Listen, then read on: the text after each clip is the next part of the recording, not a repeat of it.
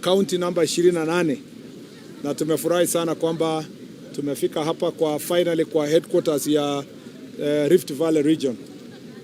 Ningependa kusema kwamba safari yetu ilianza Turkana na tumezunguka county 13. Hii ni county 14 katika hii region. Ningependa pia kusema kwamba katika hizo county zote tumeweza kupata nafasi ya kusikiliza na tumepata kuelewa yale shida ambao wanapitia ya usalama na ya kutoa huduma. Tumepata pia nafasi ya kuweza kurekebisha sehemu ambazo hatukuwa tunatenda vizuri. Lakini pia tumepata maoni tofauti ambayo imetusaidia inatusaidia kuboresha zile sera ambazo tunatumia kama taifa kuongoza kwa mambo ya usalama na kwa mambo ya utawala katika taifa letu. Kwanza ningependa kusema hapa Nakuru, hapa ni headquarters, hapa ni county kubwa, kuna zaidi ya milioni mbili, watu milioni 2, na hapa ni kielelezo ya taifa nzima, ikiwa kwamba tunajua wote kwamba Wakenya wote wanapatikana hapa Nakuru. Tunajua pia Nakuru ni city na challenges ambayo inakumba city zingine zile 4 ni kwamba hata hapa Nakuru iko na hiyo shida kama one of the 5 cities katika taifa letu. Shida ambazo tunapambana nayo ni tayari tunajua kwamba tuko na shida kidogo ya mambo ya mashamba. We have land issues in Nakuru that are of great concern to us. There are a bit of conflict related to occupation of a few parcels of land, notably in Gilgil constituency, in Njoro, some parts of Molo, Subukia, Rongai. We have certain cases that are ongoing that are related to land disputes. We have discussed with the security team, and we've said that we must have a multi-agency approach to it, because we require the officials, the officers who come from the Ministry of Lands, to work with us to ensure that these issues are resolved amicably. Some of the problems also are related to disputes with titles, and then citizens are already living inside, and the government is already handling, especially the one that is in Gilgil constituency. And we have no doubt that we will find a solution that will ensure that our citizens are going to live in peace. We want to also reiterate that most of the areas that we have land dispute is also multicultural, there are many tribes that live in the place, and we want to make sure that while resolving those disputes, we do not ignite any differences among our communities, different communities living in different parts of this country. So we are monitoring land issues. We are also monitoring closely where there are fraudulent activities related to land, particularly persons who use fake documents to want to grab land from individuals, especially widows and people who are old and so forth. That behavior has always been witnessed around Nairobi and its environs, but as also Nakuru grows, the way the other cities have grown, those problems are found within us. And therefore, I have directed the regional security team to make sure that the few cases are properly documented, and that in a multi-agency manner, they carry out a thorough evaluation and the best mechanism we are going to apply. I want to request citizens that where there is a dispute on land-related disputes, I want to request them that they please take the safest means, which is peaceful settlement of disputes. Our Ngao officers, our county commissioners and the regional commissioner, our chiefs, are properly trained to help communities through barazas to solve their problems.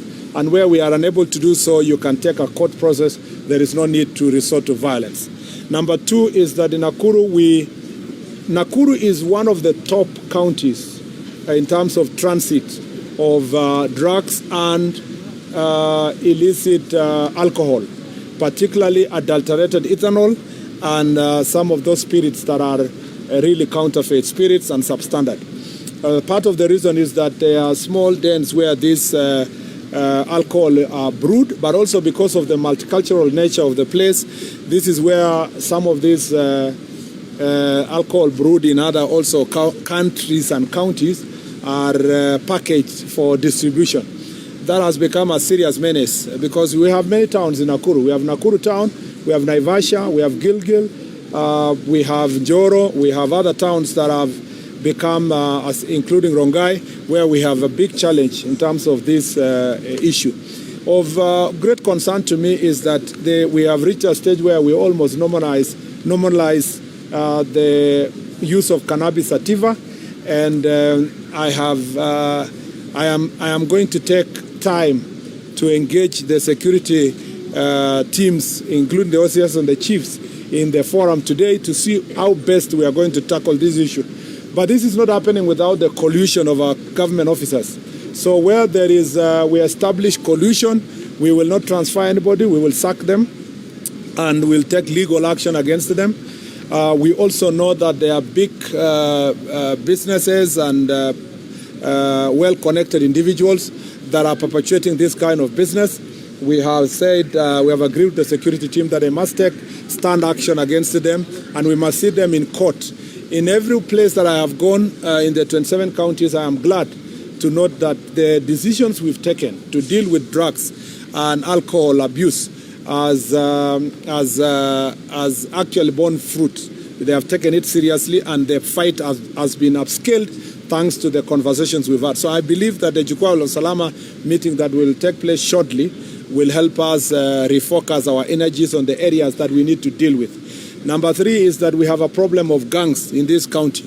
I have said it before, though these gangs are not as organized as it used to, other gangs have been organized before, we know that we still have Watizedi, Confirm, we have, what did you say? I had somebody saying somewhere there. We have, yes, all those groups are in this county, and I'm glad that the security team has managed to contain the growth of these groups, but I know that their survival is being supported by drugs and alcohol abuse. Therefore, if we go for the alcohol and drugs, we are actually going to reduce the impact of these gangs insofar as the citizens are concerned, and their safety will be guaranteed. I am really, really sad to note that some schools have witnessed a significant reduction of students because they fear the presence of gangs around the areas where the children are going to school, especially day schools. Of also great concern to us is the illegal fishing in Lake Nakuru, which is being also supported by big men with refrigerated cold rooms here, together with lorries that come to carry that fish. It must be noted for public, it must be noted by the public that this is not fish fit for human consumption.